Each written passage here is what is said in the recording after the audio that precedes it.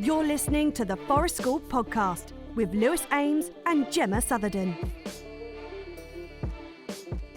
Hi guys, before we get into the podcast, I wanted to let you know about our level 3 training courses that are coming up in 2022. We have got 2 different training courses coming up this year. We have got our first course coming up on May 30th to June 3rd. That is a week of solid 5 days training with us, followed by a weekend of the 9th and 10th of July.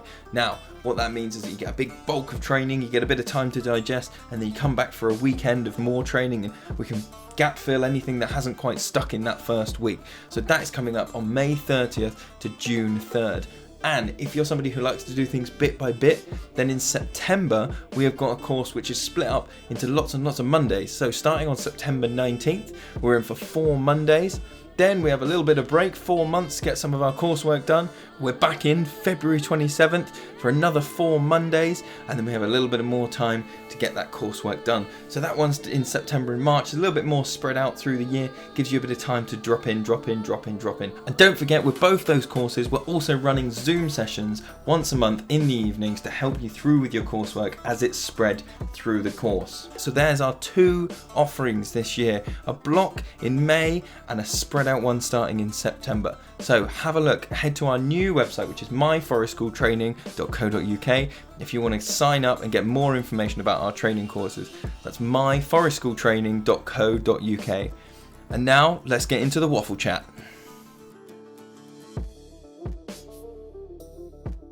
So this week, guys, we're chatting with Sam Harris.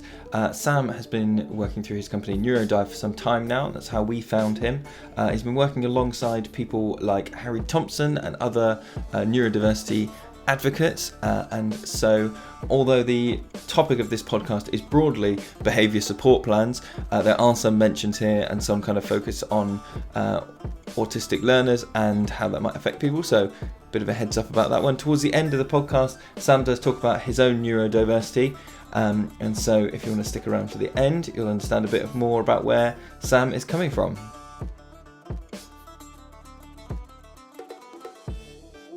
You know what? Okay, if I look over here, it's because I've got a window this way, and we'll tell people listening we're in the middle of. Is it Eunice or Dudley? Eunice. Storm Eunice, and I'm just watching it. It's like I said to Wem the other day, it's like being glued to the road and knowing a truck is coming. Yeah. Just watching it going, yeah, that's definitely going to knock over some of the trees in the woods. That's definitely going to do that. You've just got to sit and take it. So if I look off over here, I'm not being rude. Well, I am being rude, but not intentionally. And if you look off and a tree comes through the window, then we know what's going on. Exactly. We're here with Sam Harris. And I've wanted to podcast with you, Sam, for a long time. And this is an audio, isn't it? Not a video. I've just waved at the camera. No, it's just an audio. But you do a lot of video stuff, so I understand why you would do that. But I first sort of knew of you through doing some courses myself with BizNet, who you used to work with. And now you're off on your own, right, with Neurodive. Mm-hmm. And yeah, so ever since kind of doing some of your courses, I thought, oh yeah, definitely want to speak to Sam in more detail and get him on the podcast. So finally, we're here after lots of, nearly meeting. But do you want I wanted to come out and see you guys at your awesome setting, but couldn't get really down to it. And now, yeah. Well, I don't think I'd want to be there anyway. It's in the middle of Eunice or another time. Yeah, definitely, for sure. But do you want to tell listeners a little bit about yourself and your kind of sort of career and interest sort of progression that's got you to this point? Because we're talking kind of today about like behaviour support. That's our kind of loose sort of topic, isn't it? But do you want to explain to listeners what your journey is in that field? Yeah, I'll try and keep it brief, which I'm not an expert at, but okay, so I came back from university with no idea what I wanted to do, no degree, and a huge amount of debt, and was very fortunate to sort of get a summer job working at a place called Cedar, which is a charity that kind of has the umbrella term of providing social opportunities to disabled people. At the time I started there, it was predominantly physical disability, but we very quickly started to get more and more referrals for what I would now term neurodivergent children and young people. If you haven't heard that term, which you may well have covered on the podcast before, but autistic kids with ADHD in particular.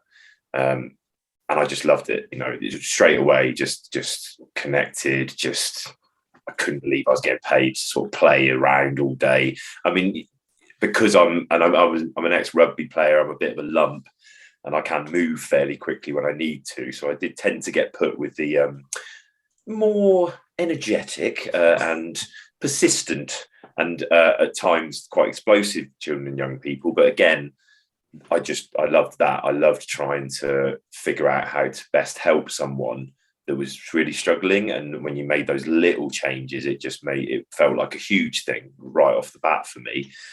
So I kept doing that, picked up sort of vocational qualifications on the way, worked my way up the staff team there, and started managing the youth services. Got embroiled in all the admin of that, thought this is horrible, this is not what I want to do. But at the same time, started to branch out into staff training, looking into, again, a term that I wouldn't use anymore, but we can come on to that, but challenging behaviour, autism, ADHD, they became sort of outside of work interests, obsessions, whatever you want to call them. So, I'd be going on holiday and reading books about ADHD. So that's what I wanted to do. Started delivering staff training, really enjoyed training people and sort of trying to change their mind and get them doing the things that I was doing that was working for me. And then in 2013, I was very lucky. I sat down with our in-house fundraiser, who also happens to be my mum. So, we're starting to figure out why I got a summer job in the first place, because she's quite a good fundraiser and they wanted to keep her happy. But yeah, so I sat down with mum and the directors and said, look, this is what I want to do. And what I was finding as a youth services manager is I was getting all these training opportunities, gaining all these skills, getting all this support to try and understand supporting these kids better. Parents weren't getting that. And that just, to me, felt ridiculous. It was like, well, why are they getting, well, it wasn't best practice as it turns out, but why are they getting all this sort of best practice support at school and here at Cedar, and we get all trained and blah, blah, blah. And then the parents get nothing. And they're the ones that are going to make the biggest impact in the child's life. So that's where BizNet came from. So I kind of was very lucky. I kind of wrote what I wanted to deliver as a project. We got 5 years worth of funding from the National Lottery. So I had a nice cushion where I didn't have to make money from it straight away or make it sustainable straight away. And we're a charity, so it was, non-for-profit anyway, but had 5 years of making that sustainable. And BizNet essentially was two things, really. It was providing direct sessions to families and the children and young people themselves. And then it was also providing training workshops, again, more to parents, although professionals started coming along after a couple of years. So we sort of included that as well. Those sessions were a mixture of things, really. And all of my work always has been. I'm not from a particular academic background or any background, because I wasn't in the class for very long. But, again, we come on to that. But I always drew upon different things. So I use a mixture of therapeutic interventions, but ultimately with parents, a lot of the time it is helping them put together, I guess, a behaviour support plan at home, but it's never as simple or concrete as that. And actually a lot of it, I trained in something called narrative therapy, which I really love as a therapeutic approach, to help me figure out how to get them to a good place to deliver behaviour support, because that's another, I think, oversight when we're supporting parents sometimes, or when parents get access to professional input. Oh, your child's autistic, so just do X, Y, and Z. Okay, well, first of all, not all autistic children are going to need X, Y, and Z. So how have you come to that conclusion without ever meeting my child and hearing my story? And secondly, what if X, Y, and Z is really bloody hard? Because it is. I knew from working with lots of these children and young people, I'd given back at 4 o'clock, I was getting paid, I got supervisions, and it was tough sometimes. And it used to really baffle me that parents that I was speaking to were talking as if they'd been made to feel really judged and picked at for what they were doing or not doing. And I'm there thinking, well, the amount of times I knew what I should have done and didn't because I was a little bit stressed or a little bit over something, or, whatever was going on. So I kind of brought that into the work. And actually, to be honest, it was worryingly easy to be a good professional in comparison to some of the experiences those parents had had. It was for me, it was easy anyway. I mean, I wasn't a parent at the time, and there I am working with parents. So it actually helped me stay out of judgment, because I'm like, well, how can I judge you? Parenting looks like hard work. Now I've got a 2-year-old. Turns out I was bloody right. It is. So I can't judge you for what you do or don't do. I just try and understand where it's coming from and help you understand where the best direction to go in is next, maybe. And also, if a parent, so I might recommend something like, why don't you try, again, I'll go X, Y, and Z, because I can't think of anything directly at the moment, but try X, Y, and Z, come back next week. Did you try X, Y, and Z? No. Okay, now my job is not to judge you for it, it's to understand why. Did you try it? Did it work? Did it not work? Is that what put you off? Is there a little tweak we need to put in there? Individualizing that behavior support process, I just think is something that's been massively overlooked, and it's put parents off certain techniques and things that actually have some validity, but because they've been subscribed in such a generalized way. Anyway, where the hell was I? Sorry. That's all right. No. I wanted to pick up on something a little bit, because one of the reasons especially I wanted to get you on the podcast is, and you kind of alluded to it a little bit there, in terms of like the experience that some parents might have had with kind of behaviour support strategies from different professionals in different parts of life, and kind of historically as well, and the kind of maybe behaviour support in inverted commas that we might have experienced as children through school. Most people would, experience these things, or nursery or whatever. And one of the reasons I wanted to get you on the podcast was because anyone who's either doing their Forest School Level 3 practitioners training or has done it already would usually have had to have written a behaviour policy for their Forest School. And that's even if they're working on a school site or they're working themselves, freelance, dotting around, whatever. And obviously, if you're working completely by yourself rather than in a school setting, you've got less to work with already there. So if you're working for a school, you're employed by the school, you've got the school's behaviour policy, and you would be asked to adapt that for your Forest School practice. How are you going to address behaviour? How are you going to support it in your Forest School sessions?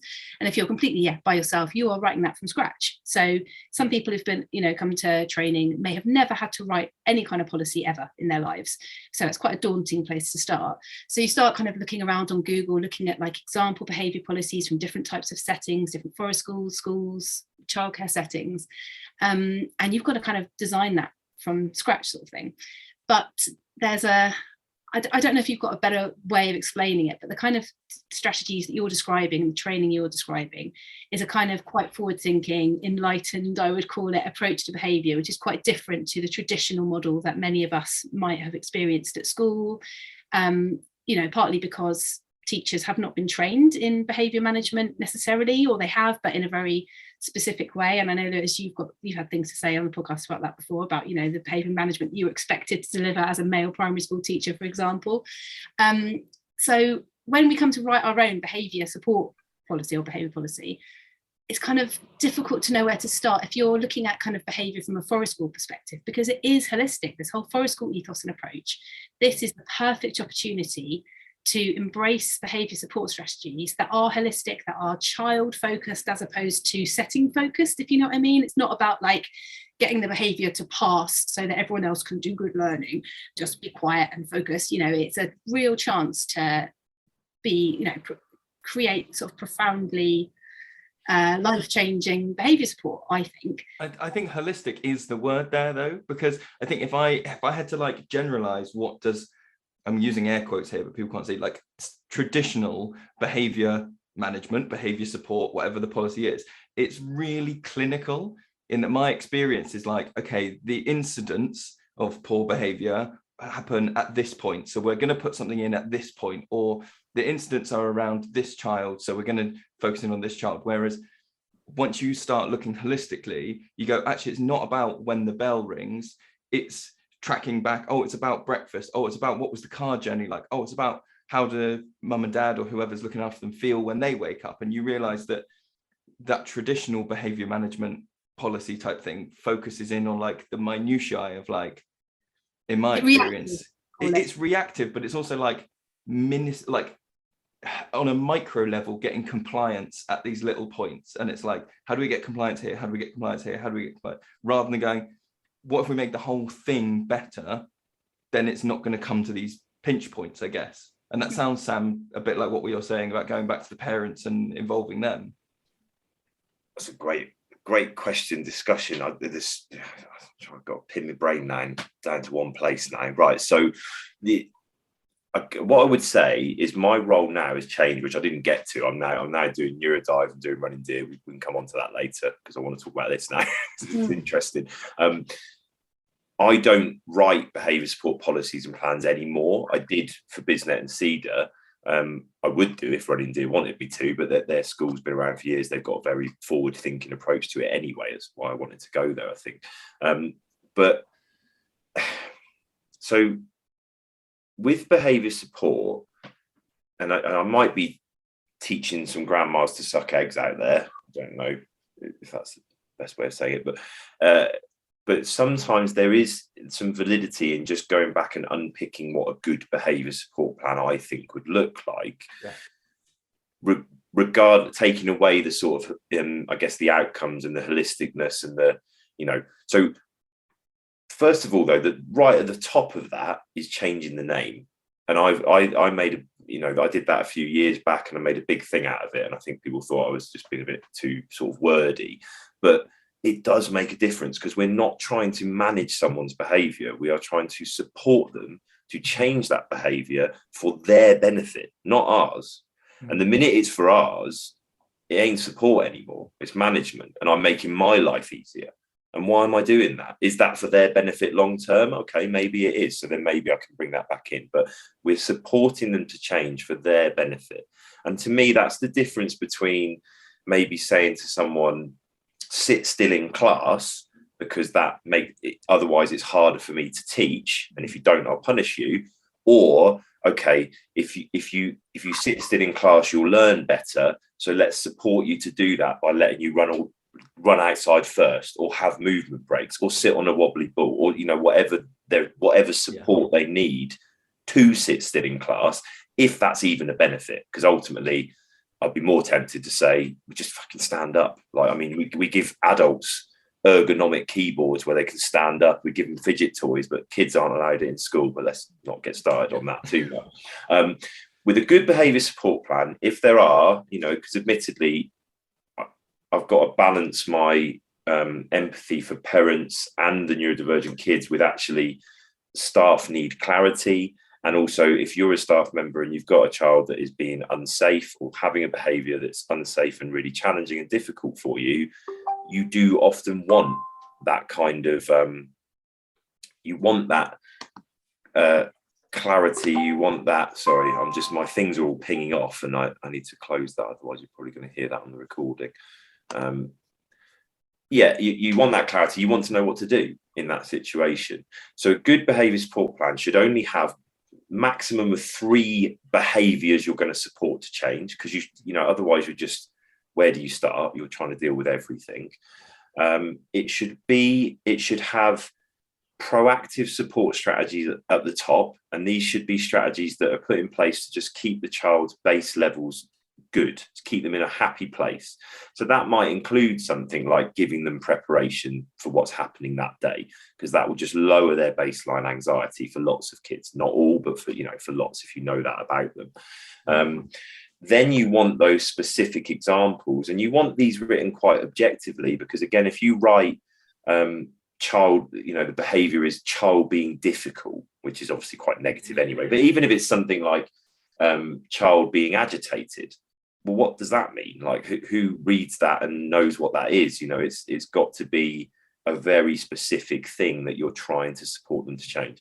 Then you want the reactive strategies, and again, to me, that sort of process that is more traditional, more of a positive behaviour support approach, still has merit in the process, It's more the adjustments that we make that need to be the more holistic, the more empathetic. So rather than, so for example, if the issue is child non-compliance,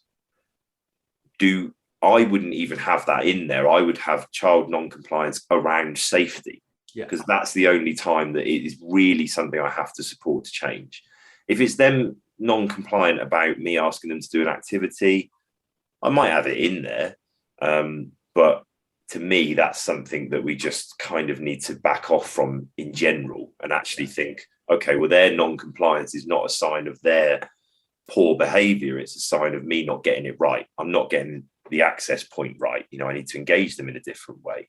But if it was something like non-compliance to safety, again, that would hopefully feed back into proactive strategies. And then you would maybe still have last resort stuff in there for staff. So, what happens if the child is being unsafe? If any of that is going to be physical or quite impactful for the child or potentially traumatic for the child, if they have the understanding, they should know that up front. They should be told, if it's unsafe, I will have to move you away, or I will have to ask you to leave, or take you outside, whatever that is. Just so that they've got full choice. And that can be hard not to like phrase in a way that doesn't come across as a threat, that doesn't as a like, I'm hanging this over your head, like as a type of punishment. To go like, just explaining it in like what you've got to work really hard, I think, to try and get that in a neutral way of like, this isn't me having a go, this isn't me doing whatever, this is just like, and sometimes we've talked to learners in the past and gone, I'm really sorry, I have a duty here to look after everyone, so I can't let that person get hurt. This isn't, But I think that's bang on. I think the way that you're articulating that is really important, because what you're doing is you're creating distance. It's not me controlling you. It's if I don't stop this, we'll get shut down, or it's my job, it's duty of care, I've got to do it. You're apologizing for it, which lots of people miss on, because actually the amount of people I've worked with, unfortunately, or seen go into like a physical intervention, for example, this is your fault, I'm doing this because this is your fault. Well, no, it's still awful for that person to experience. So I'm really sorry I've got to do this. And if I'm saying that and articulating that, that's how you're feeling as well, because it sucks. It's horrible. You shouldn't enjoy it. It shouldn't be a power trip. It should be, I don't want to do this, but I'm going to have to. So when you articulate that, I think you help them with that. And I think that's how I would go about a more neutral approach. I think again, something I've learned more recently, particularly working with individuals that are autistic with a PDA profile, honesty is the best policy, and actually I used to be really, I did it anyway, because I was just been trying to be funny sometimes, but it would be like, I don't care if we go to Creedy, mate. It's my job to try and get you there, but I don't care. I hate Creedy, and then sure enough, then they go to Creedy. Or if it is a safety issue, I think you should be able to climb trees as well, but it's not in the policy.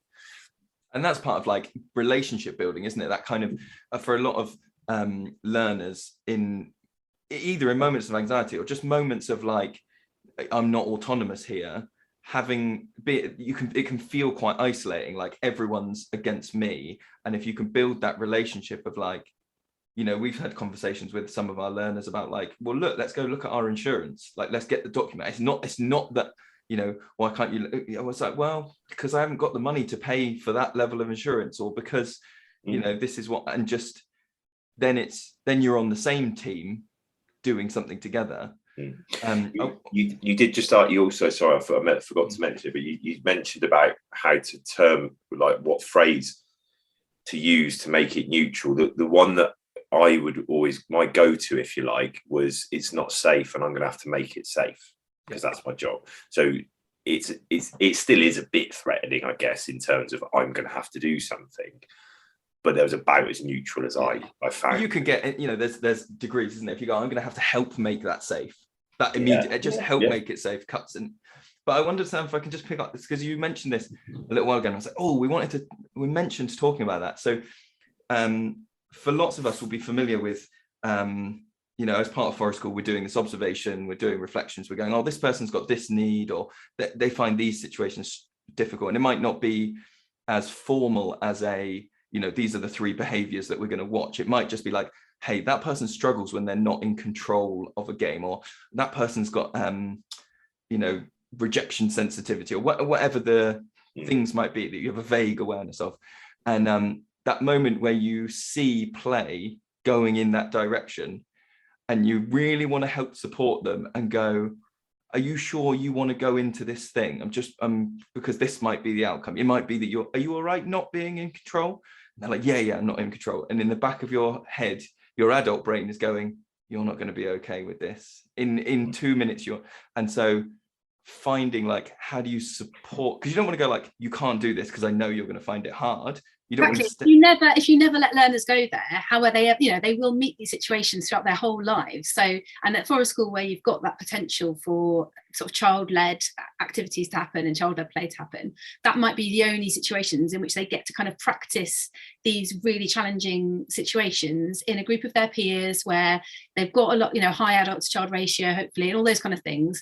So to just go, well, no, they're not going to be okay with that, so I'm going to stop this game here, is not actually doing them a great service. But the other way, you could also argue the other way and go, you're going to, that this is going to be a difficult experience for them and they're going to find it very stressful. And yeah, like Lewis is saying, how you kind of address those moments and how you communicate that is quite interesting.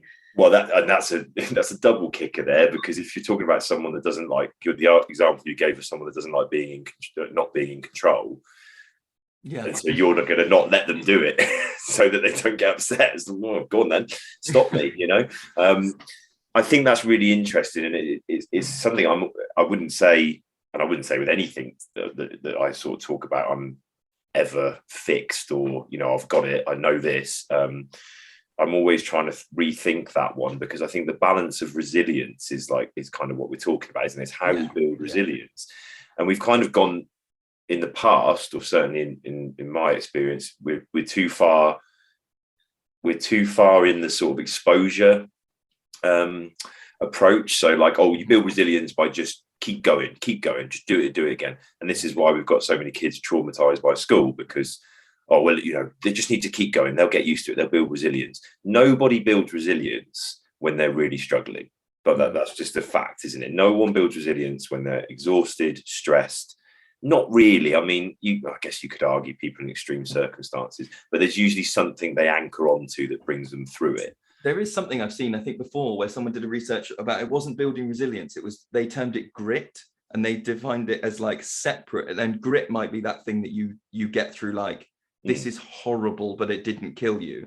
That kind of level of like, it's deeply uncomfortable and you shouldn't wish it, but that builds grit. Whereas resilience actually requires like a safe harbor to come back to.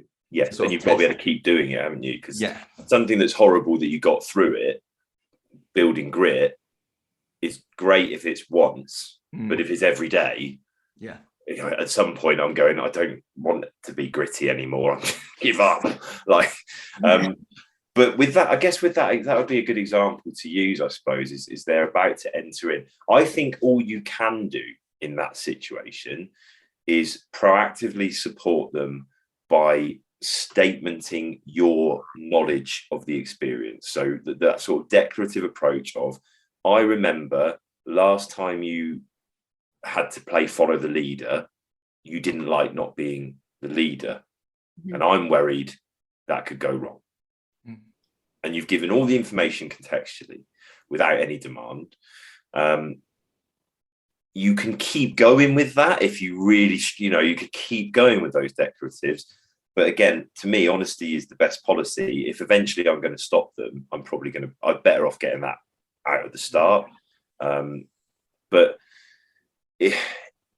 then what you need to couple that with is a recovery, is like you said, that safe harbor. So I think you're going to find this difficult. So just so you know, over there is a pop-up tent with all the stuff that you like in there. And if it gets too much, give me a nod, go in there. Don't even have to say anything. So, and you still might then send that child in, they have a meltdown, it doesn't work out. What's then really important is the recovery phase, and that you're working with them and saying, look, if you want to do that again, that's absolutely fine. I'm not going to stop you, but to keep it safe, let's do this or let's do that.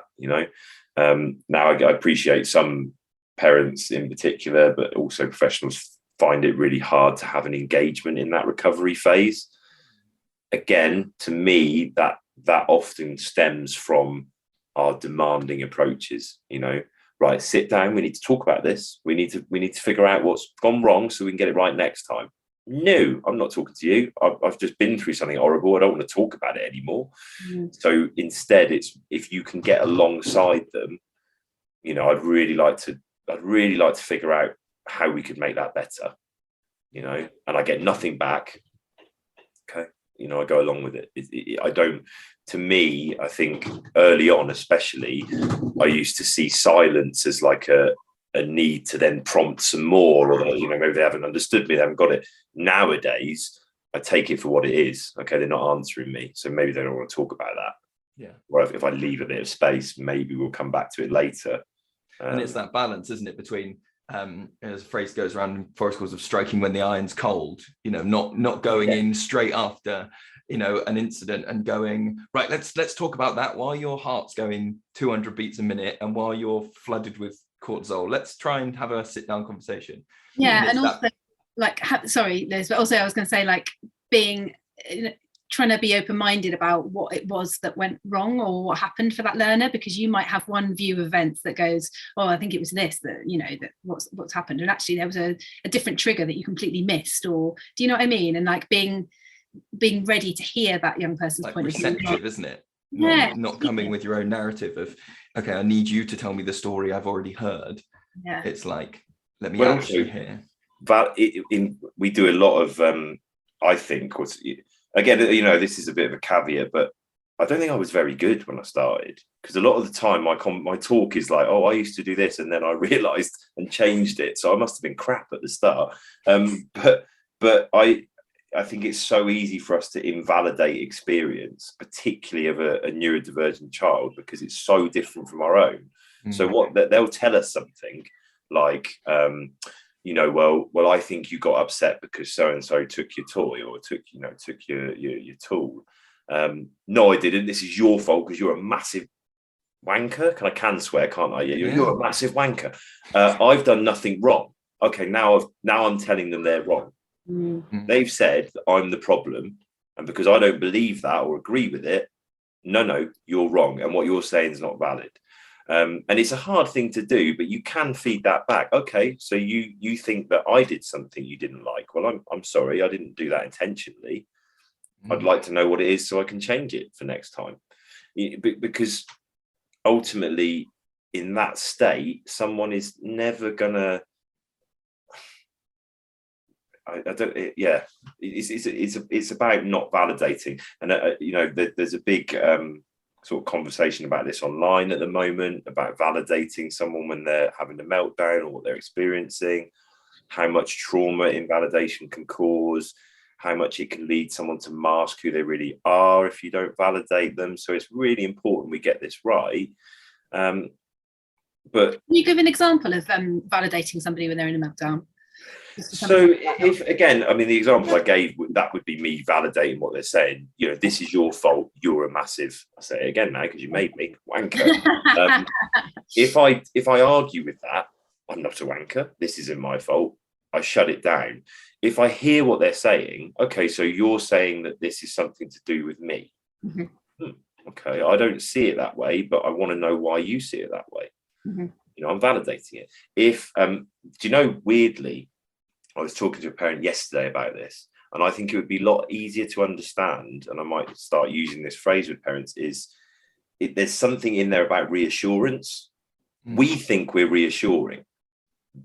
The child often feels like we're invalidating. Oh, like saying it's okay. You don't need to worry, but I am worried and it isn't okay. Right now in my body, in my brain, it's not okay. So you telling me I read a really interesting thing the other day about autistic communication and scripting, and a child hurting themselves and saying, it's okay, no problem, it's okay, no problem. And what they meant was, I'm really hurting, there's a real problem.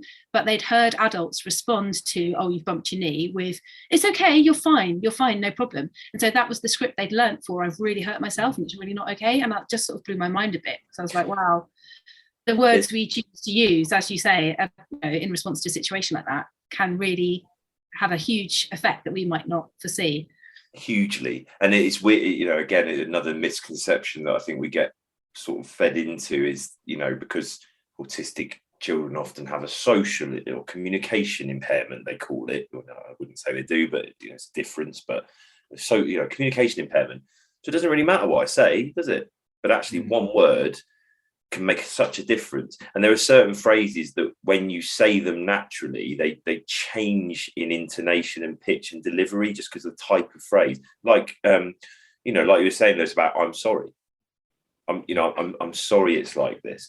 Just me saying that puts me in a sort of position of I guess support. Whereas me saying I'm not going to allow that, there's only, you can't, try saying that in a really soft. I'm not going to allow that. It's kind of impossible. It doesn't work. I'm not going to allow that. It's clipped. But just going back to that, the reassurance thing.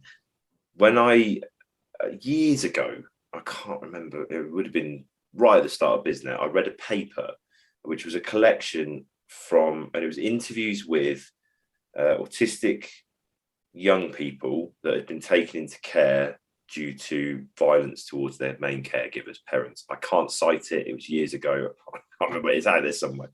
And there was one chap in there that articulated, he said, the reason that I used to hurt my family and the people around me is if I didn't hurt them, they never understood how bad it was. And just something went ping. And it was literally, there's about 5 families I was working with where I thought, that could explain what they're doing, because what would often happen, and I'd find this early on, is that the child's really upset and you're staying calm, because that's what you're supposed to do, and it's stay calm. Even archaic, out of date behaviour support hopefully covers that. I mean, some say be firm, which I've got issues with, because firm is not moving. Firm is not, I'm not going to accept that. It's I'm going to stay here and I can't change it, and I'm really sorry about that. But that's where I am. But anyway, that's a tangent. But what was I talking about? Yes, like making it hurt. Yeah, so a lot of the parents were staying calm. I was having young people that I would stay calm with, and it just felt like they would keep going, and they would up the stakes and try and again, the classic negative sort of connotation is they're trying to provoke a reaction out of you. Yeah, but why? Why are they doing that? Because they need someone to understand how they feel. And if we're reassuring them, which we think is great, and telling them don't worry about it, it's nothing to worry about. It doesn't matter that your food's touching on the same plate, because it doesn't make any difference to me, because I'm not autistic. To you, it might be a physical experience of pain. I don't know. I've never been you. So I don't know how I can reassure you. And again, it's a classic thing that we see reassurance as this positive thing, and it can be if that's what someone wants, but not always, and usually not when someone's really, really stressed. The one I used to talk about in training, which you might remember, Joe, I don't know, I've used this sort of analogy for years, but if someone comes to you and their best friend's died, you don't reassure, you don't say, oh, well, it doesn't matter, you've got plenty of other friends, everyone dies. You don't use logic to reassure, you use emotion. You say, God, that that must be really hard. I've lost a friend as well. I kind of can connect with that. Or even if I can't imagine what that's like, but I bet it's tough. You don't give that sort of logical response. You give that emotional, empathetic response. If the child comes to you and says, little Johnny's using my knife, and that's my knife, don't worry, little John. Don't worry, little Davy. They're all little. Always little in these analogies. Little, don't worry. It's exactly the same knife. To the autistic child that is set in his routine and values that, and that's his knife, and he's been thinking about using that one all day. That's such an emotional response to him that our reassurance is just like, well, you don't get it, and if you don't get it, how can I make you get it? How can I get that from you. So yeah, sorry, that was a bit of a, and you might have heard my son screaming in the background. I think he's confused why he can't come in and jump on daddy, so I might get a bit more of that. That's such a big thing to take on. That's such an interesting kind of like, you know, pebble to have dropped, and I can kind of already feel some ripples from that going, oh yeah, okay, this makes sense. Oh, maybe I'm seeing, and I think that's so true of a lot of like learning about this sort of like emotional support and behavior support stuff. Is it, you sometimes don't need these big, you know, go on like a forced inset day because that's what the school's doing and you listen to it. Sometimes you just need those little pebbles to drop, and then you need time to go, like you were saying about, you know, I think we all look back at our practice and go, God, we used to do that. Oh God, yeah. Remember we do that? But you can't do those things overnight. You need the pebble, and then you need time for the ripple to come through. And I think a lot of people's approaches to behavior comes from a desire to like fix it now, from that like logical approach, like you were saying, of like, I need to fix this in the moment. I need to fix this, you know, rather than going, I'm going to need to build a relationship with this person, or I'm going to need a little while to understand. And that's why I think we see such benefit from Forest School. And maybe it's not a cop out, but like if someone doesn't have the most incredible, fantastic first day when they come to one of our sessions, we kind of go, yeah, no, I wasn't expecting them to. I hope they have an okay time, but it will take a little while before we know enough of what's going to go in place. And that's true neurodivergent, neurotypical, you know, that's true of anybody. Any sort of relationship takes a little bit of time. And we sort of fall into that trap of trying to shortcut it with, oh, okay, here's a piece of paper. I can give that to anyone that works with this person, or I can give that with, and they'll know exactly what to do. And obviously that's not the case. Yeah, 100%. I mean, I guess because I think right at the start, possibly nearly an hour ago, you're asking me about the behaviour support planning. I don't think I actually answered that in any particular way. If I was to I like to think, I haven't seen it for a while, but the behaviour support plan I put in place for CEDA as part of BizNet, I would like to think I'd still stand by. I haven't seen it, but you know, it was written in that kind of way.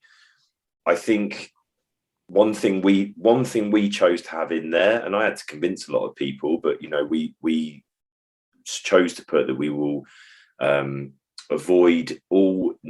we'll try to avoid all punitive measures unless there is a need to increase safety. So like a punitive measure, which, you know, again, people might know that anyway, but the classic way to understand it is if you introduce something unpleasant as the result of a behavior in order to reduce it, or if you remove something pleasant as the result of a behavior in order to reduce it. Both of those things are punitive. What used to irritate me a little bit is that going through the behavior management support world, oh yes, no, we don't use punishments, we use boundaries and consequences. Okay. What are those then? Well, if they don't do this, they lose their computer time. Right, yeah, so you've just changed the words around again. Well done, that's nice. We need to understand what punitive measure is. Now, that's even if you're going to use them, I'm not saying every setting must not do this. What we have to understand is that there is fuck all evidence that they are any more effective than other strategies. So that's a genuine piece of research that punitive measures they're not better at changing behavior. They're just easier to administer a lot of the time. So what are we doing this for? Are we trying to change the behavior for our benefit or for that person? And there's also a lot of risk to a punitive behavior. And also, you know, again, another analogy I always used to use was, you know, we know for a fact punishment doesn't work for everyone because there are reoffenders in prison. There are people in prison in the first place. That should show us it doesn't work. If I'm hungry and I'm homeless, I'm robbing stuff. I don't care that I'm going to prison. My life is so difficult. I need food. I need to meet my basic needs. If you're a child that's in a survival mode because you're panicked and there's a punishment if you wallop the person that's in your way, not only am I probably not even processing it anyway in that moment, but even if I am, don't care. Like, this is my need. I need to get the out of here. So punitive measures, I think they have to be understood for what they are. And if we're going to use them, we're upfront about it. And we also recognize that that is not an acceptable behavior support. It could be a result. It could be a last resort. It can be we have to, if he continues to do this, we can't let him use the knives anymore because for obvious safety reasons. How are we going to work back to a place where he can?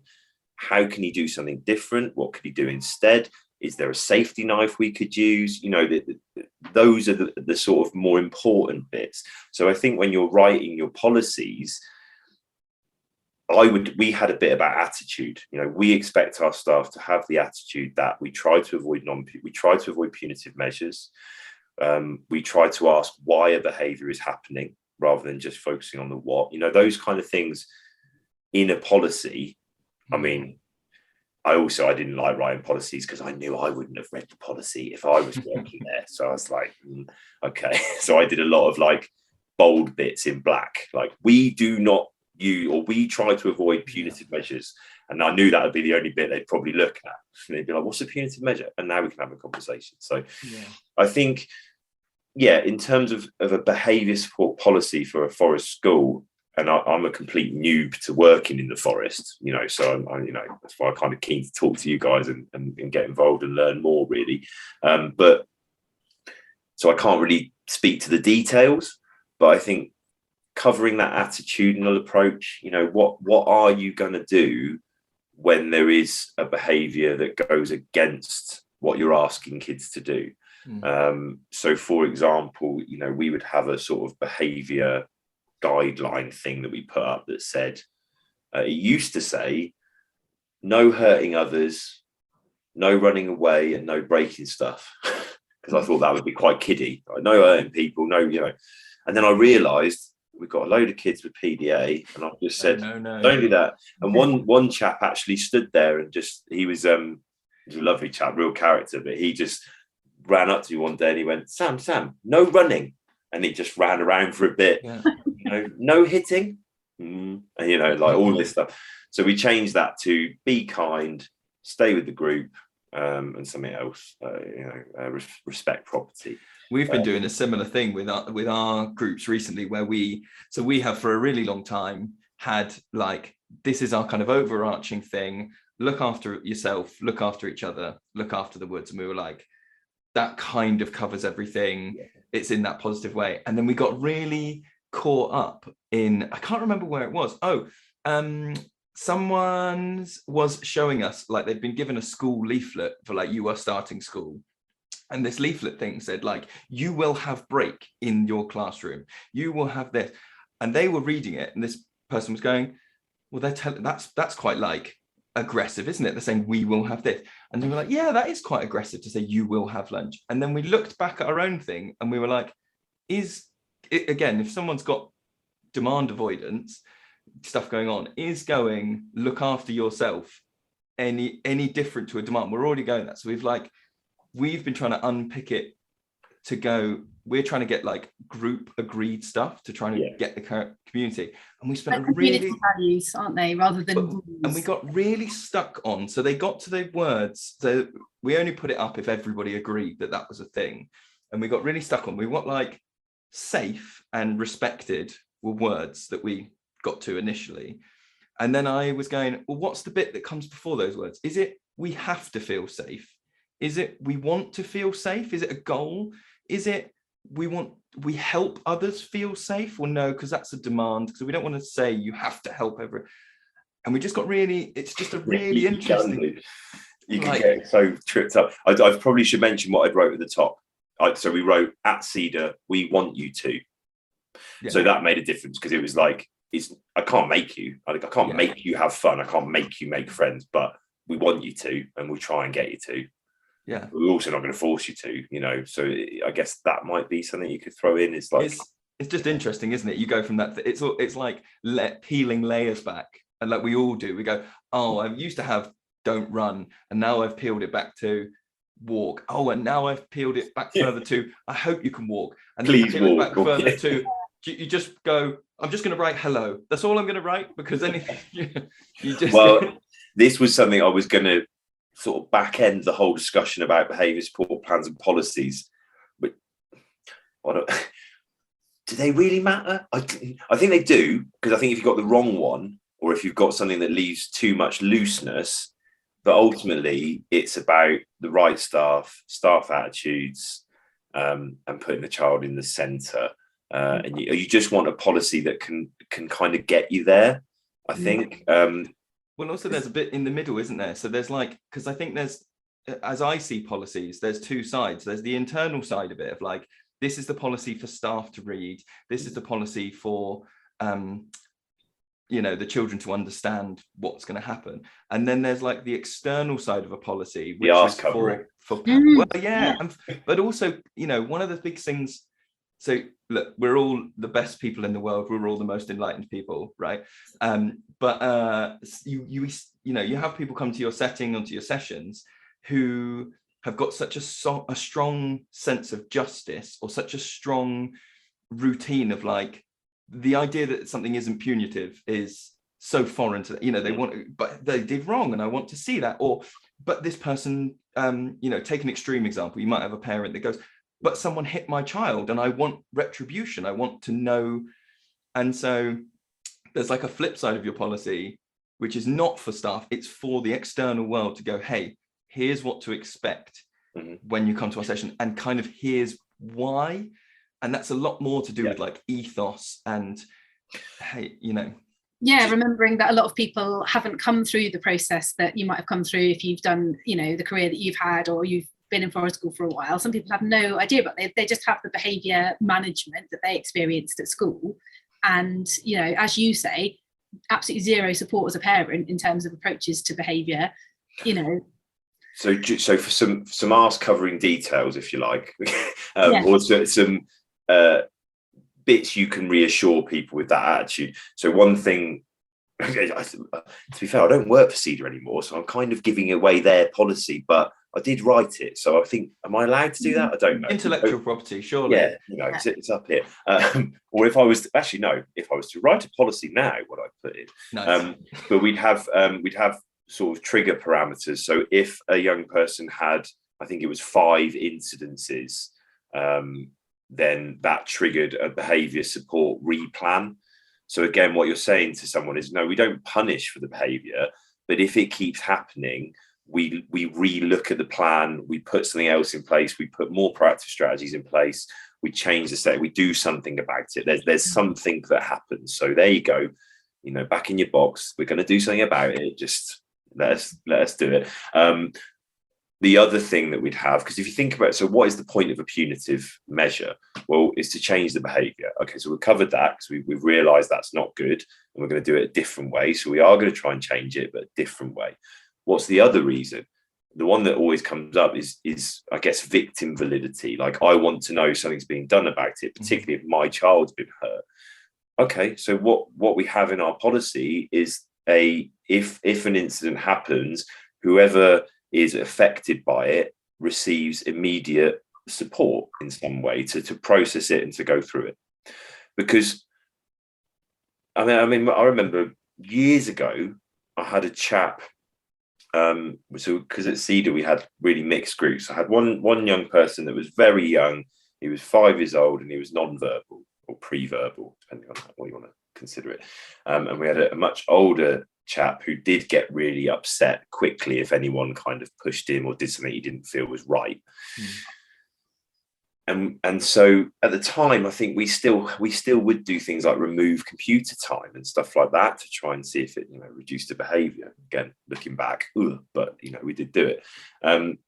So this young person had done something, and I took away his computer time, and the kid that was having almost the meltdown about the thing that had been done stopped and went, well, you can't do that.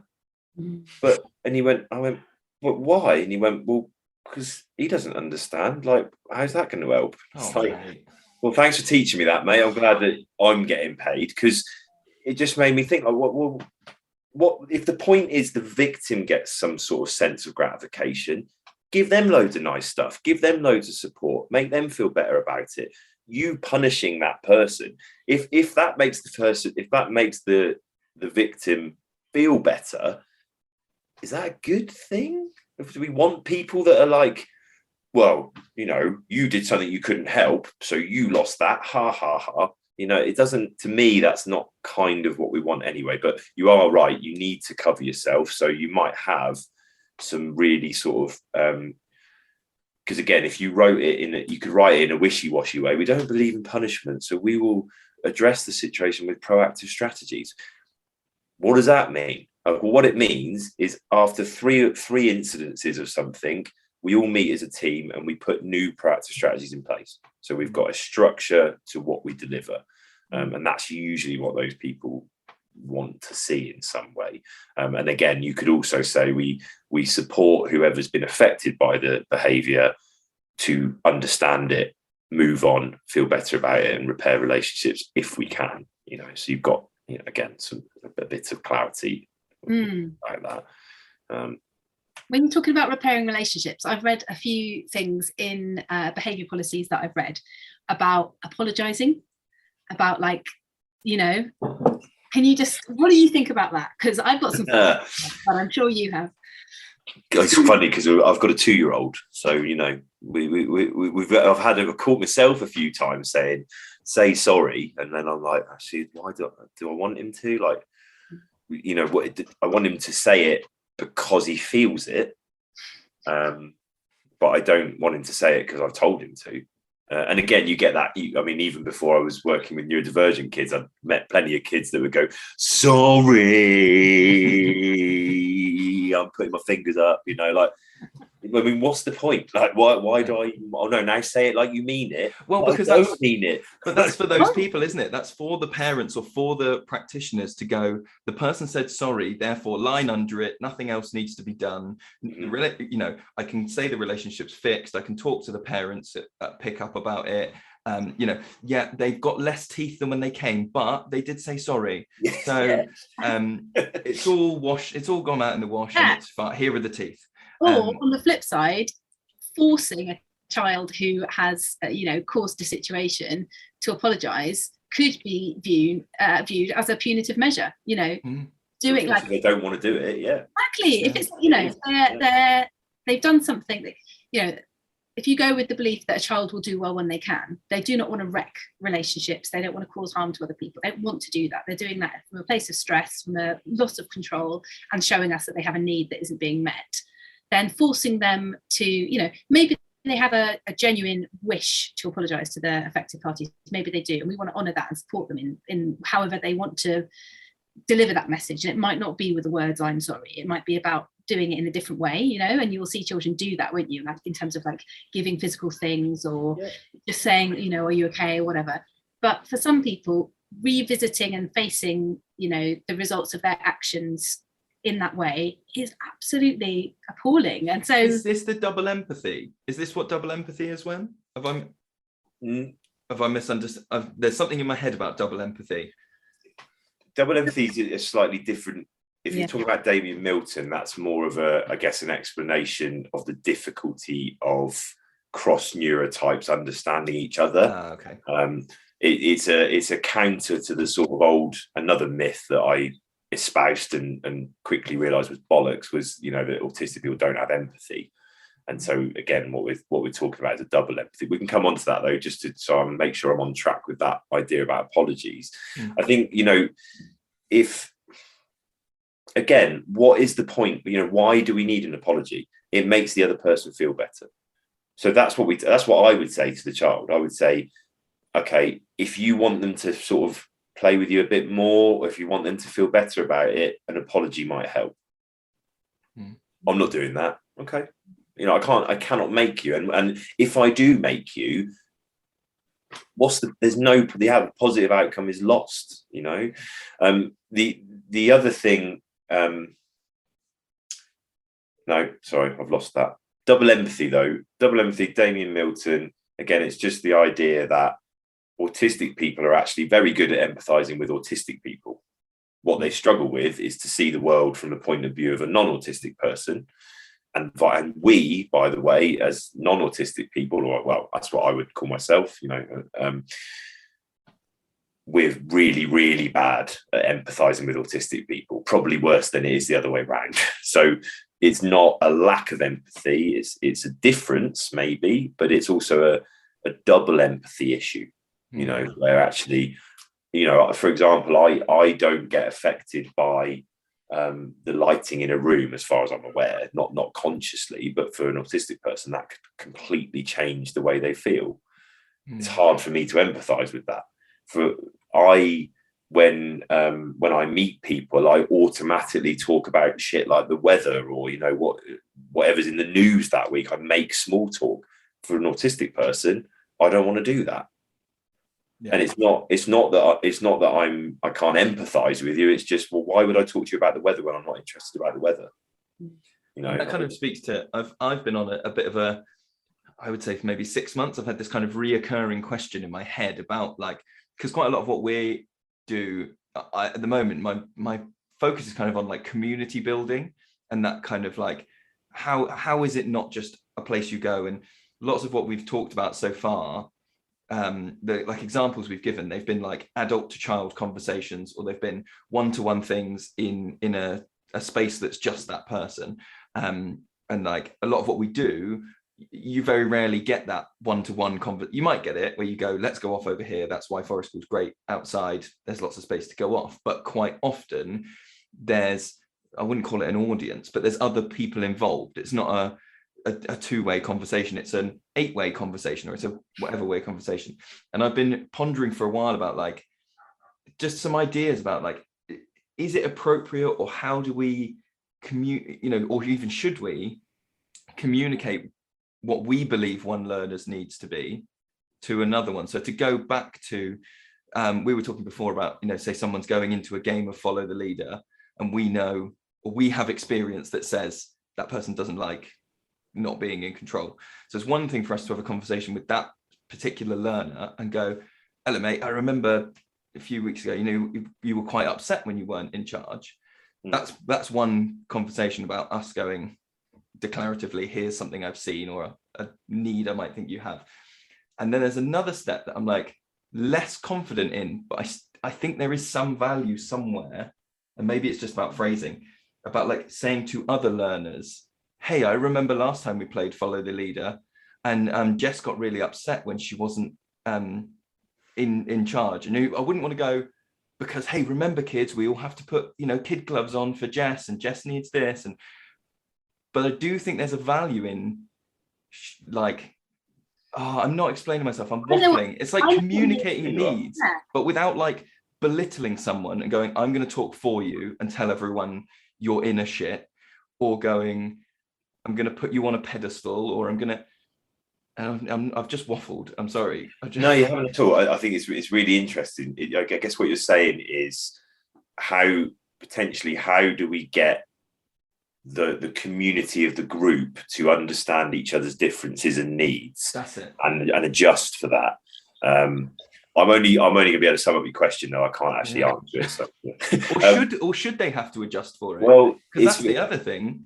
I think so. I mean, my big thing at the moment, I've sort of joked about it online a few times, but I do think we need social skills training for non-autistic kids, because what we need is better social skills for our neurotypical kids to go, okay, people are different, and that's fine, and I need to that's not easy though. And I wouldn't necessarily say that being able to just sort of, and I know you weren't saying to do that, but that example of just dropping that into the group without full support and knowledge of the group would necessarily be helpful, because you could be setting up that child to have, for other kids to wind them up if they want to do that. Because again, moving away from neurodivergent, neurotypical kids, I mean, I live opposite a school. They're horrible to each other.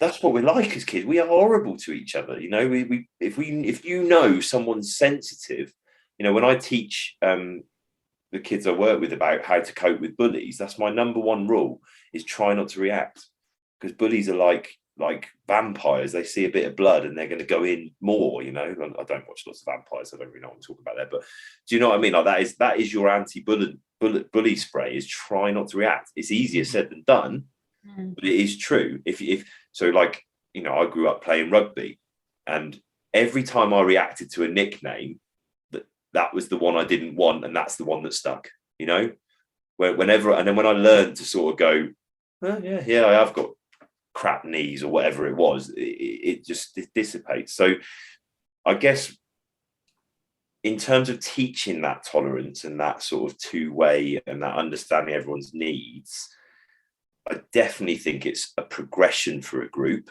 I think you need the group to maybe know each other and have shown willingness to want to help each other first, because otherwise, if you've got some friction, it is just giving them tools to sort of add to that friction if they choose to. And they're not bad people for doing that. They're just people. That's, you know, like I say, kids are horrible to each other. People are horrible to each other sometimes. What I might do, though, is do a lot of modeling. And that's certainly what I do. I'm really open about all the things that I'm crap at all the time. And even to the point where if the kid wants to, they might actually use it to wind me up, or, you know, that's fine. You know, and then I'm modeling how I respond to that. Yeah, no, I am rubbish at that. So that's where, if you had that group and you wanted to introduce it, that's where I might go, because I know that takes so much self-confidence, though, doesn't it? That takes such self-worth to be like, I'm so secure in my needs and my social status that I can like deflect off a thing about my crap knees or whatever, or like I can, you know, like some people are just already on a I guess so, but would you know, I mean, it wouldn't have to be like, I wouldn't be saying to kids like, oh, I've got a crippling insecurity about my weight or something like that. It might just be, I'm crap at remembering stuff. So is anyone up for helping me with that? Or is there any way you think you could help me with that? Or is there anything anyone else thinks they're not very good at? You know, it might be slightly gentler. I don't know. I guess that's where ownership comes into it, doesn't it? It's okay to share our shit, but not, you know, we've had some learners in the past that have very eloquently come in to a new group and gone, I'm autistic and I need this and I like this. To people they did not know. And it was like the most empowering, amazing thing to watch, in a way that it was, you know, you go, oh yeah, that wouldn't, you know, not that I was suggesting that, but like, had we gone to the group and been like, hello, this person needs this, and they're gonna, you know, if you see them wearing this shirt, that's because totally different scenario. And that's where there's no answer. And I think you can't answer whether you do it or not unless you know the group, unless you know the child. Because I've met, you know, so many autistic children and young people that if I walked them into the room and said, this is little Johnny and he's autistic, which means you need to do X, Y, and Z, they would be mortified. They'd never go in that room again. Yeah. They'd hate it. You know, they might not even, and that's not my right to tell people who someone else is. It's up to them. And again, this, you know, we could get off on the topic of diagnostics, because, you know, that's a lot of the parents I work with. There's a huge amount of challenge in that family unit, because they need the diagnosis to get the support and funding to maybe access an awesome forest school or, you know, something like that. The child doesn't want to talk about it, doesn't want to go there, and they get this label sort of put upon them at a time when they're really struggling and feeling crap anyway, because that's usually why they've gone through the diagnostic. Oh, this is because I'm autistic. Well, fuck being autistic then. And actually to accept being autistic in a positive way is often hugely beneficial to those people. So I think we've just got to be really cautious in, yes, it's brilliant when people recognize each other's differences and adjust accordingly, but it's not our place to offer it unless they want us to. Because again, on the other hand, I could tell you of, you know, handfuls of other children I've worked with where they'd kind of want you to say it for them, and they'd be really chuffed if someone's, you know, knew that they needed a bit of help and did it. So it's really individual, isn't it? And that, I mean, again, that's true of all kids, really. You know, everyone's different. Absolutely right. And being completely flexible in the moment and checking back in with, oh, you want me to say this, and, you know, and that example that Lewis brought up about a child kind of self-advocating and saying, you know, there's a moment of sort of what would you call it, friction amongst a group that we had, and this learner did say, you know, I'm autistic and that's why it's hard. And my job there was to actually get the other kids to listen to that learner, because they weren't really listening. They were like, yeah, but anyway, when you said that, you actually didn't. And I was like, no, just pause, listen to what they're saying. Do you want me to repeat what you said? Do you want to tell them again? No. Oh, okay, you want me to say it? Okay, yeah. And it was that, being that kind of bridging person, but always kind of being flexible and checking back in with them. Yeah, sort of spotlighting it, isn't it? It's like, hang on, that's important, guys. And again, that's another way you could go about it, is just, if you create the opportunity, if you all sit around and say, what's the thing that you're most rubbish at, or the thing that you struggle with the most, and you start, they've all got the option to go, no, I'm all right, thanks, pass the conch or whatever it is. That's all you can do, I think, because you could do more damage by saying, this is Dave and he's needs everything to be in a line. Don't tell everyone. Yeah, I guess behavior support wise, you said a word then that triggered something for me. Flexibility. That's the word that is not used enough in any behavior plan. Any behavior plan that says, when children do this, we do this, I've got slight issues with, and that's the sort of standard school format where it's, if children miss this, they get 3 detentions. If they miss 3 detentions, they get this. What if they're at home and there's domestic violence in the home? Like, do you know what I mean? Like, whoa, what? That challenge of getting into the lesson is not the same difficulty for everyone. Exactly. That's the thing, isn't it? And if you can't be flexible with that plan, then you're almost saying, well, they either fit our structure or they're off. And most of the time they'll be off if that's the case. I like the idea. I like plans that involve kids and things like that. I guess you just got to be a bit cautious of Lord of the Flies, because, again, kids can be quite horrible. I remember I went to one school and they'd sort of taken that idea and really run with it. And if anyone got like a demerit from a teacher, they had to answer to a council of other pupils and sort of sit there while the other decided their punishment. It's like, I get where you're going, but this is horrible. Like, especially if they've just spent the whole lesson annoying all the people on the council. It's not going to end well for them, is it? So, but what you want is that council to be made up of people with different challenges. You want half the council going, I'd have twatted him, to be fair. You want a real jury of your peers, not a jury of your betters. Well, where does it end? You'll have betters. Kids, that's the wrong word. You'd have kids like bribing the Senate sort of thing, like, bunging the people in power. Like, I've got this meeting with you later. I'll give you a Mars bar if you get me out of my pension. Like, that's where I would have gone with it anyway. But can I just quickly go back to something that you mentioned near the beginning about kind of like practitioner stress?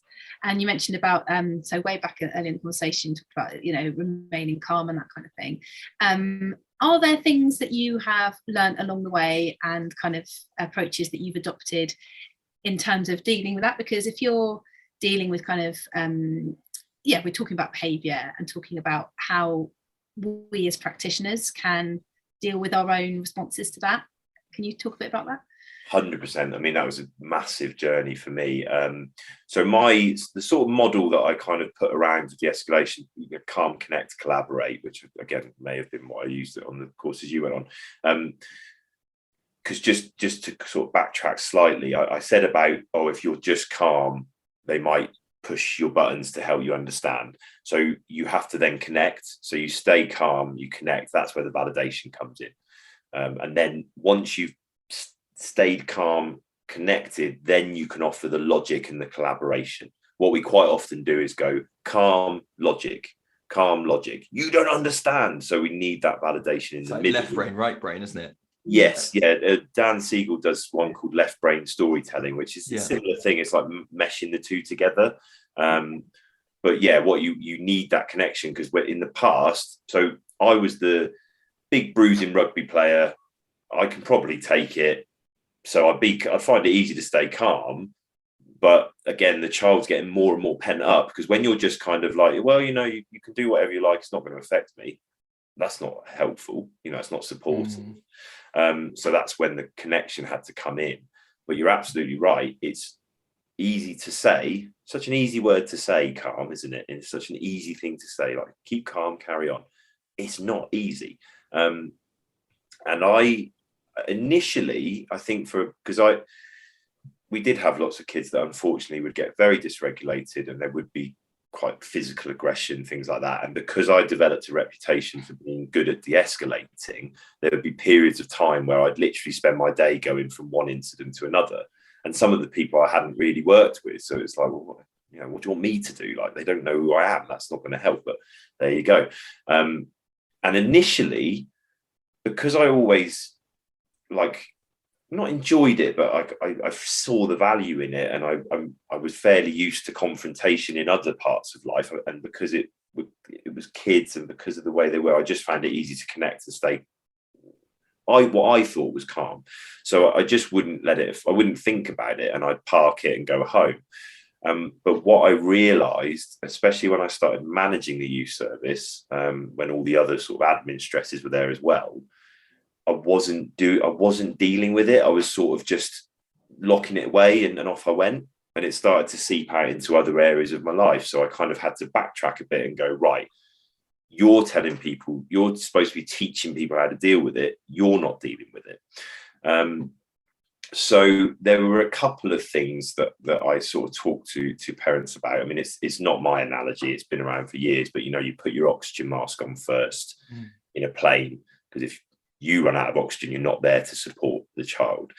For parents in particular, everything is times 1,000, you know. And again, I always thought that was the case, but having my own son now, you know, when he tells me to go away, it's like someone's just stabbed me in my soul, you know. Whereas when it was a kid I was working with that even I got on with well, it was like, oh, it sucked, but you know. So everything's times 100 for parents, so it's even more important that they do it.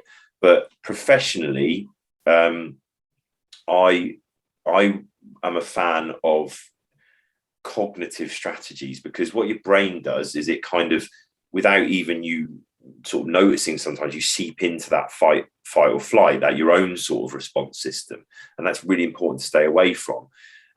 There's a lot of stuff out there, mindfulness, breathing, and I sort of sat down and looked at all these strategies, and I was like, well, what are they all doing? Well, what they're doing is making you be more conscious about something, which makes sense because that takes you into the conscious upper part of your brain, which isn't your survival instinct.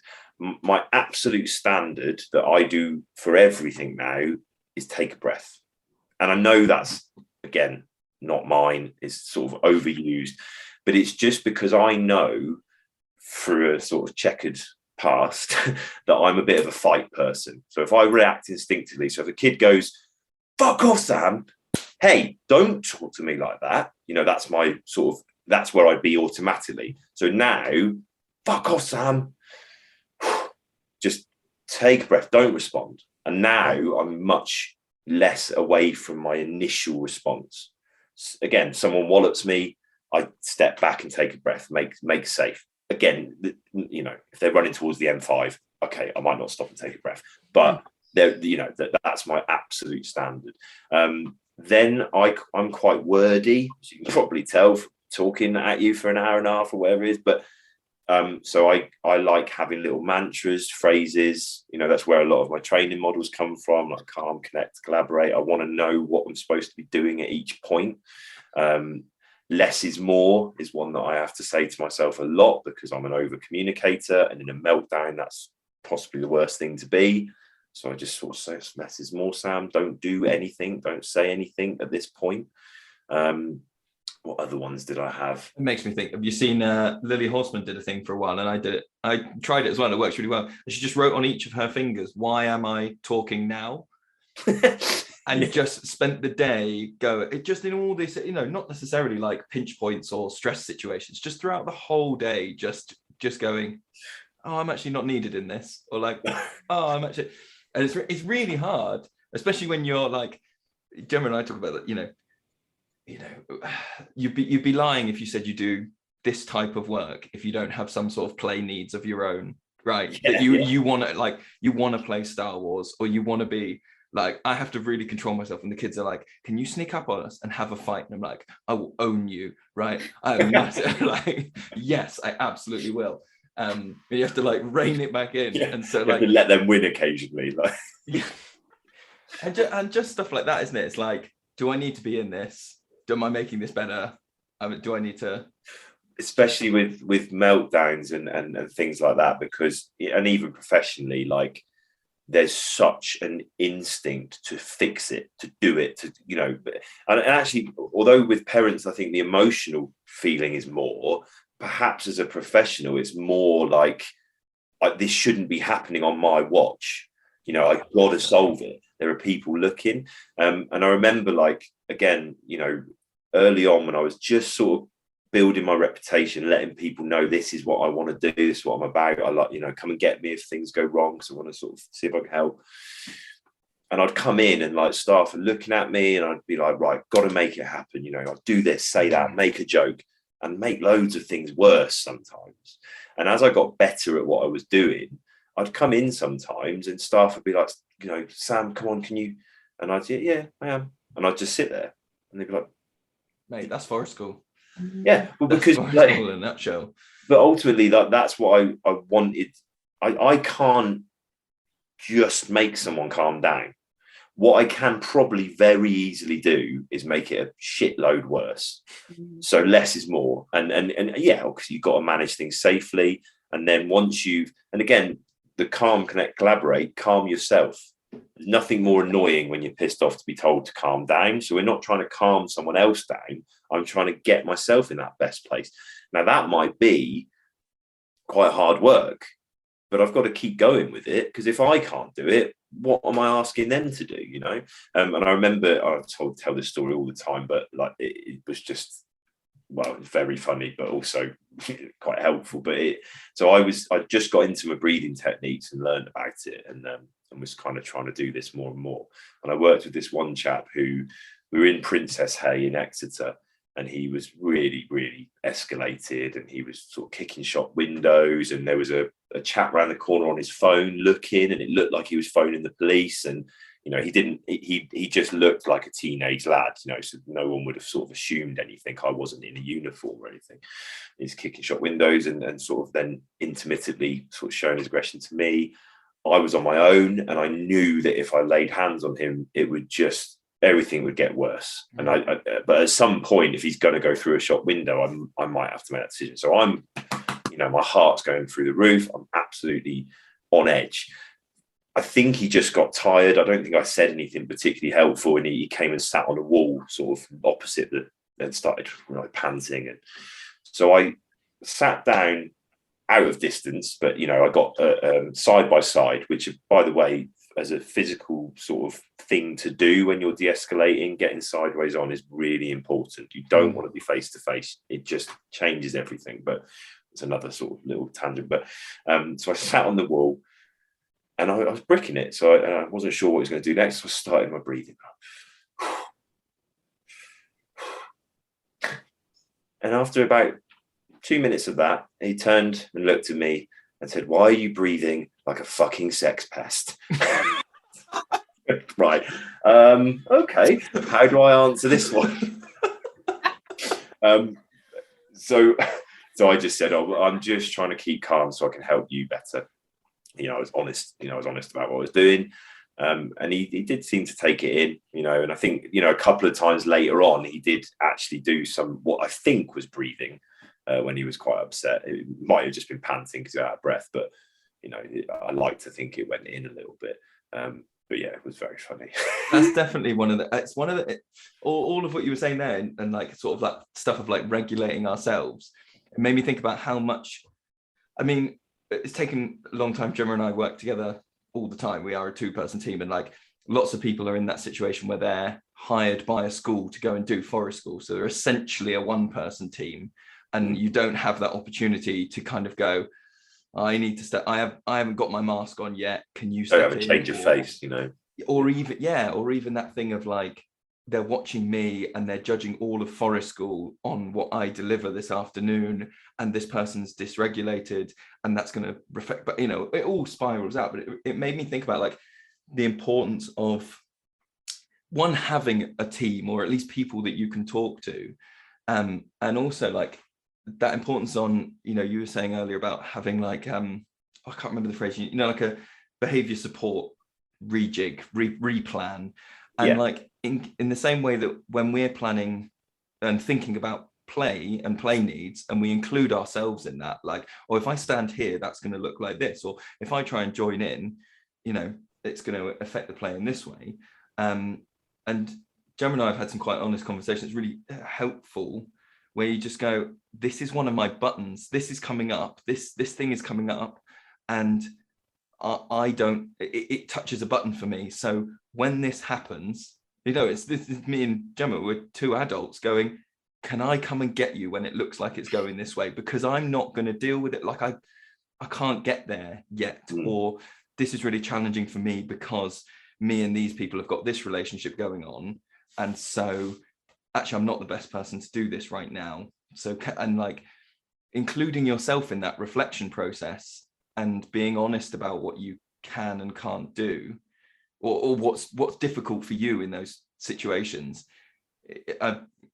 Gemma, you're nodding. I'm sure it's the same thing, isn't it? It's like not being clinical about like, I'm just an enforcer, or I'm just there to read out the behavior policy, like including yourself as a person of like, my face is going to look angry when that happens, or I'm going to, like you were saying about being a fight person rather than a flight person, just going, okay, so I might need to step out when this happens or do whatever. Definitely, you've got to acknowledge where you're at and your role in it and your sort of weak points. But I mean, I always have to believe that you can change them, because that's kind of my job. But you're right. I mean, you can't. What's the phrase? If you're not aware of something, you can't change it. Yeah. So being aware of it helps you get to a point where you can change it. I think, and again, I made loads of mistakes. I mean, I remember like for a good period of time, there was lots of staff coming back in their supervision and saying, we feel really, what's the word? I can't remember what they were saying. It was like depowered almost, because I would come in and sort it out.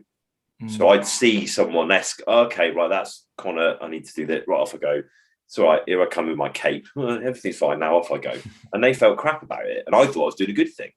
And it was like about understanding that actually I needed to understand why they weren't doing what I was doing, and if there was a different way for them as well. Because there's not like what works for me sometimes, not always. And I met kids where that definitely didn't work.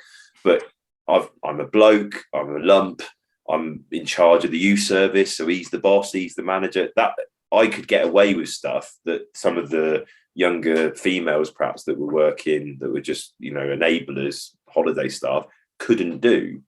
And then it was about me thinking, okay, well, I need an approach that everyone can use, not just, well, if you do that, I'm going to cancel the trip, because I could do that, but they can't. But I really like what you're saying about kind of just identifying your own stress points and trigger points. That's a really big part of that sort of calm model as well, is actually knowing when this happens, I'm going to be in that state. And that's where mindfulness comes from, I think, is you, by assessing where you are and what your thoughts and feelings are, you're engaging the conscious part of your brain that kind of oversees it all. And therefore you're stepping away from the bit that's going to make you go, sit down, shut up. That's the bit that you're trying to avoid, because it normally doesn't get you anywhere. Amazing. I was just looking at the time and thinking, I don't want to take up your entire day, storm or no storm. It's been so good to talk to you, Sam. Is there anything, obviously we'll ask you where people can find out more about you and your offerings and get in touch with you if they need to. But before we ask you to do that, is there anything that you wanted to talk about, anything that we didn't ask you that you wanted to talk about, or anything that we might have missed, or anything you want to go back to? Not at all. I mean, I could talk to you guys all day. My 1 o'clock is cancelled as well, so I actually can talk to you for most of the day. Great, let's do it. Crack on. But yeah, so I do two things now. I run sort of support services for families, so that's like the one-to-ones with the parents, or the young person if it's more of a sort of therapeutic input. It's not enabling as such. There needs to be some sort of goal. Although actually at the moment, my caveat to anyone that wants me to work with their child or young person, which happens a lot, I'm only going to talk to them about their interests, and I'm going to use that as a platform to build on. I'm not going to be rushed. If you want me to, in session 1, unpick why they're feeling a certain way or change their behavior, it's not going to happen. It just doesn't happen like that. So it's all interest focused work with the young people. With parents, we can be a bit more direct. It can be, right, what's happening? What do you do at this point? What do you do at that point? Have you tried this? If so, why couldn't it be maintained? And in a therapeutic conversation, that makes it sound horrible, but it's not like that. But you know what I mean? So work with families is through Running Deer, which also has a forest school up in Morton Hampstead. So one of the reasons I wanted to go there was to be able to run those sessions in a woodland setting around a campfire. I just think there's something so direct and confrontational about office-based sessions. And I'm already finding that and I kind of knew I would from doing forest schools in the past and being out in the woods in the past. I'm getting so much more from those sessions because we're all sat around staring at the fire, poking it, putting a marshmallow over it. You know, you don't even have to, obviously for you guys, you probably do loads of wonderful activities. For me, sometimes it's those activities that don't need a lot going on, like the cooking something, again, poking the fire. I mean, I did a game with a lad the other day where we just, I can't remember what I called it. I think unfortunately, it might have been shit sticks. Because I asked him, you know, what he called things that he didn't like, and he said they're shit. And I said, okay, we're going to play shit sticks, and we basically we kept taking sticks, naming something that was shit, and throwing it on the fire so it burned. But you know, it was just something to do, but a way of having a conversation. Whereas in the past, it would have been write down all the things you struggle with on a whiteboard. So we've set up an area where we can do that. So after half term, I'll have an area I can do that all week. But we still do lots of online stuff with parents and families as well. Neurodive is kind of the guys I'm under here today, really. That's my sort of social media stuff. We have I keep calling it we because it sounds less arrogant, but it is. Oh, mate, don't. I did it for like 2 years. You just got to put with it. You can also start emails with, our team have looked at this. Yeah. Do that all the time. We think. Yeah, rural taxi firms. You phone them and they go, Dave's Taxis, and it is Dave. There is no rural taxis. It's just Dave. What are you doing? You've got a fleet of taxis, Dave. But so that is just me. But I do lots of online webinars at the moment. So if you follow the Facebook page, is the best way to sort of hear about that. And I also do live training events, but obviously recently that's been a little harder, but we will be running some at Running Deer and any other forest places that will have us, by the way, to run sort of some workshops in the forest. I did one with Harry Thompson at Running Deer, which was awesome, like a fireside sort of workshop where we just kind of did a training course really, but we were all sat around a fire, and they got to do marshmallows. Obviously, that's a way to sweeten up any sort of course, really. So the best thing to do is if you're interested in like direct access, I suppose, it's sam.harris@runningdeer.org.uk. So that would be for like one-to-one support, family services. For webinars, trainings, it's at Neurodive Training, and that would be on Facebook. Got YouTube, got a podcast, like I say, but again, that is literally just me recording things, usually via Zoom, nothing fancy. But the most recent episode, I'm starting to look at my own potential attention differences, which is an interesting journey for me. I saw that, and I really want to watch the video because I saw the writing, then didn't have enough time to have a look, but it looked really interesting that you were building that journey rather than like formal diagnosis, but like all that you could kind of glean from reading and that kind of thing. Is that right? Yeah. So for years, ever since I started doing this kind of work, people were saying, oh, do you have ADHD? I remember doing an ADHD course for parents once, the first time it happened. And one of them, I asked for feedback, and one of them said, oh, what I love is that, you're up here doing this course and you're a great role model for the kids. And I was like, Why is that? Well, because you've got ADHD. I was like, what? No, I haven't. And then obviously starting to understand it more and looking at it, I was like, oh, okay, that does ring quite a lot of bells. And it just became more and more of a running joke. And then now working with neurodivergent adults, they all will not accept that I'm neurotypical, which is nice because it feels like I'm included. But it's been an interesting one for me because I genuinely don't have like a preference, I would say, either way. You know, I've never struggled to a degree that I felt I needed it. So I almost feel a bit fraudulent for going through it, but I kind of want to know. And I also want to use it to understand the process more. So even if it turns out not to be the case, I've got an understanding of all the diagnostics. So I've now got hold of all the diagnostics. I'm looking at them all. I've got a colleague, Sylvia Hayward-Panella, who's, you know, got loads of masters in psychology. She's going to help me through the process properly. It's really opening my eyes about diagnostics because, I mean, I could, if you sat me down as the person doing the ADHD assessment and I wanted to not be ADHD, I could do that. And if I wanted to be ADHD, I could easily do that too, because you've just got to look around and see what they score on, you know. I mean, for example, all the screening questionnaires, all the questions give you the option to tick 4 boxes. So say it's, I don't know, often struggles to sit still and fidgets. Struggles to sit still and fidgets. The choices are never, very little, sometimes, or often. What does that mean? What does often mean? Like, do you know what I mean? Like, I mean, I'm fidgeting quite a lot now, but I do need a wee. So it's, is this often? You know, it's so some of these things have got real, I think, areas of weakness that I want to explore as well.